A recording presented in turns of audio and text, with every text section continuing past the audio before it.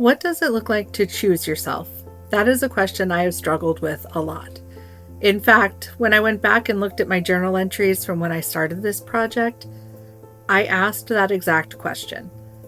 I go on to talk about how I have no idea what choosing myself even looks like. I question why I have such a hard time with it. Looking back now, it is really incredible to see the change in the way that I see things. I have identified 4 things that I did that helped me answer the question, how do I choose myself? Acknowledge, accept, grieve, forgive. The first step to choosing myself was the fact that I had to face that I had a problem. You can know that something is unhealthy but continue to pretend like it isn't. If I didn't acknowledge it, it wasn't real. I would run myself into the ground over and over again before admitting I needed help. A friend of mine was quoted saying, "If Brenda says she's going to do something, she will, even if it kills her." He wasn't wrong, and that wasn't healthy. The cracks formed long before I wanted to admit that they did. I used to be very good at the whole fake it till you make it thing. I was the responsible one, the dependable one, the one that had the answers, the one that could figure it out, the one who could do it all. I put everyone and everything before me. Generally, I don't consider myself to be a liar, but someone asked me a question one time that hit me like a ton of bricks between my eyes. He asked me what the worst lie I ever told was, and honestly, I couldn't think of anything that bad. And then he said, "I'm fine." Instantly, it connected with me, but I wasn't really ready to face it, so I patched up the crack in the mask that had formed and continued to smile.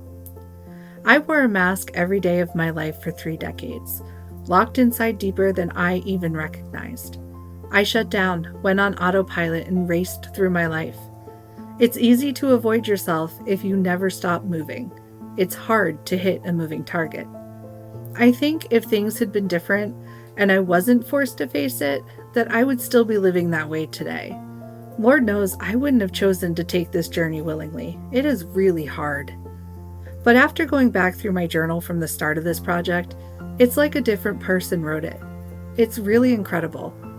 I still have the brain fog and the pain and the fuzziness, but not the question that I was fighting.